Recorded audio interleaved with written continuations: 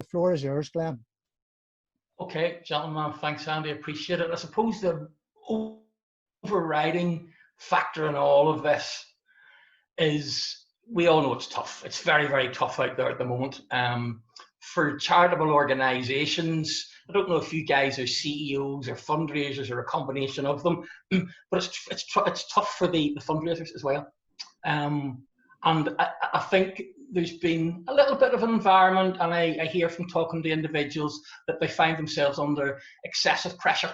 And I think it's important to bear in mind that people are supportive to their fundraisers and that they nurture their fundraisers, and the fundraisers aren't tempted to drift beyond that very important parameter of ethics, and that whatever we discuss, that everything is done in using underpinning with the most robust ethical stance that we can possibly do. And when I say that, I mean, you know, adhering to health and safety issues, which are now have come about as a result of COVID, and not being tempted to put too much pressure under people. Because if any organisation gets a bad name in this environment, it's going to stick with them. One of the first things I do when and it kind of raises eyebrows sometimes, when I start to work with charitable organisations to help them with their fundraising strategy, the first port of call, or very close to it, is to help them to develop a culture of fundraising within their organisation. I don't believe that fundraising should be left to the fundraiser, but more so that it's an integrated philosophy, which is kind of permeated right throughout the whole organisation, with everyone joining on board and the fundraiser or fundraisers facilitating the action. But for it to be a cultural shift where colleagues realise how they can help and have input, and I know it works, have real significant input into strategic direction, you know, and helping their fundraisers to pinpoint potential supporters, or by spreading the word and lending their support as to helping people establish when is it ethical to approach beneficiaries, for example, and in what particular way should you do it. You know, helping by using consistent brand messages so that everybody throughout the organisation is talking in the same way and using the same terms, so that they have that continuity, which lends itself to having a strong brand, which of course is extremely important. And there's no use asking a fundraiser to find the strong cases for support that comes from the people who are out there in the field who are meeting your beneficiaries. So be supportive to your fundraisers and try and develop a culture of fundraising throughout the organisation. Next, of course, when we talk about those strong cases for support, I think we'll have to bear in mind that things are changing and you have to keep your finger on the pulse. Your beneficiaries' needs are changing, and the cases for support and the ways in which you can help are pivoting as COVID impacts on them in different ways. So I think when you're sprinkling your communications with all the messages and telling people what it's like for your beneficiaries and telling people how you are changing and improving life for them, that you keep it novel and up to date, so that you can provide, of course, quantitative factual information to your grant giving trusts and to your potential supporters, and also qualitative information in a jargon free way, please. I always suggest somebody that knows absolutely nothing about what you do reads it, because jargon slips in all the time. My other emphasis would be, one of the great pillars of fundraising is your stewardship. It costs 5 times more to replace a donor than it does to nurture support with them. So it's important to have a real, proper, considered, written down supporter journey, which they go through. And that shifts also during the time of the coronavirus. The people who have had the big wins out there are charities who are lifting the phone, who have permission to contact their supporters by telephone. They're the ones which are being successful. So, you know, all the things you perhaps know about, you know, inviting people along when the days are better to come along to nurturing events. So simple things like send them a Christmas card. Those tiny little details, handwritten thank yous, all make a lot of difference to people and make them feel valued. And you want the donor to have a fulfilling, rewarding experience.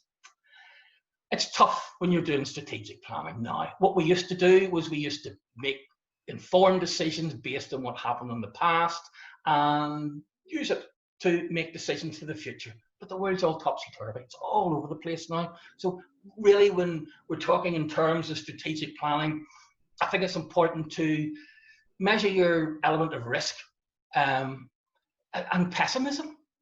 Nobody knows what's going to happen, but we definitely need to have contingencies. Like I was listening to a webinar a couple of days ago with two of the big cheese fundraising directors in the UK, and one of them's investing in the London Marathon next year, and the other one's going, I'm having nothing to do with it because it just might not happen. So you need to think realistically in terms of what your contingency plans are, and look at what you've got. Your situation analysis, what are your strengths? And the strengths of many of your organizations are probably your users and supporters are quite young and they're great at social media.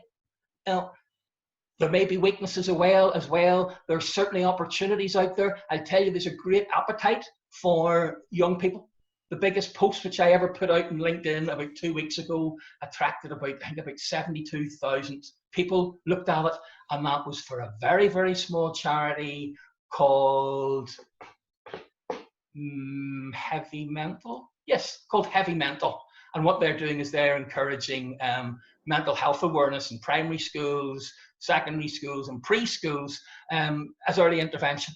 And I put out a post to ask people to come on board and volunteer with them, and they had 20 odd people come up. So there's an appetite out there, and that's a real strength. Mental health and well-being in general of young people, I think, is very much in vogue.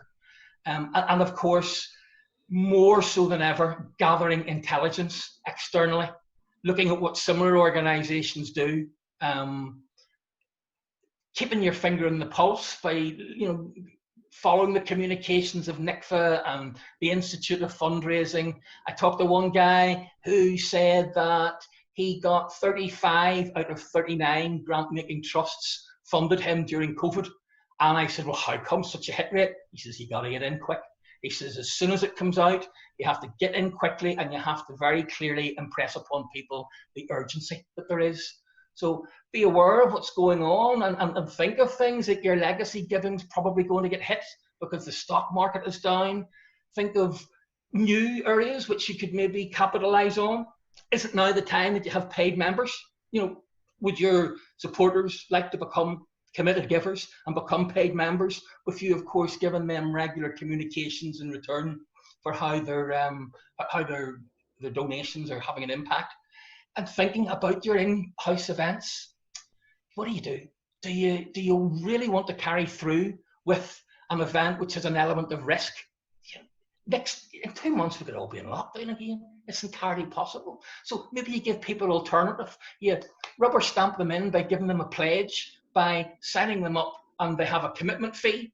But if you're going to be climbing the Mourne Mountains, you get them also to pledge that if you can't climb the Mourne Mountains, because we're not allowed out to travel in groups together, that they'll do a virtual event instead. And likewise with supporter-led fundraisers, when they're coming to you with ideas, like I know of one guy who was going to put on a musical concert for, I think it was a hospice, and then COVID came. And rather than him give in, they were able to point him in the right direction, and he put on a live stream performance which raised over £20,000. So rather than just say no, too dangerous, don't want to take the risk, is there a viable, reasonable alternative which can be done in its place? And for those areas which you are going to drop, you might not want to do your collections and your bagpacks. You might, because you can now. You might think that, well, I don't want to do, I don't know, whatever. I do a fundraising event where there's lots of people together in one room. If the risk's too high, you have to look at other ways, of course, to replace it. And that could be through, turning your donors into committed regular donors. Crowdfunding isn't impacted very much by COVID. There's quite an appetite at the moment, I see, from corporates who want to be seen to being good and having high levels of corporate social responsibility. So there's scope for corporate fundraising and corporate partnerships, I believe, out there as well. And then looking at it all and the resources which you have to make it all happen. In respect of hard cash, yes, but also training. You know, what training needs to be held to enable your staff to have the cultural understanding of how things are changing and they embrace fundraising, or for particular skills for fundraising staff, and then map it all out. Map it all out, and rather than have a program of activity, you have a couple of programs of activity, and very, very closely monitor and control it so that you have key performance indicators that you can really genuinely see, are we on track for this? But in tandem with that, consistently monitoring the external environment, see how things are shifting. You know, like I think was it last week they said that June has been the only time. Sorry, last week was the only time since June that the number of deaths from COVID has increased. Now that'll have an influence on your decision. You know, my great hope and expectation is that there'll be corrective action taken and that'll push it down. But we have to always kind of look at the worst case scenario as well as looking how we want it to be. And it's very, very easy for our own opinions and viewpoints to override the fact that we really just don't have a clue what's coming up.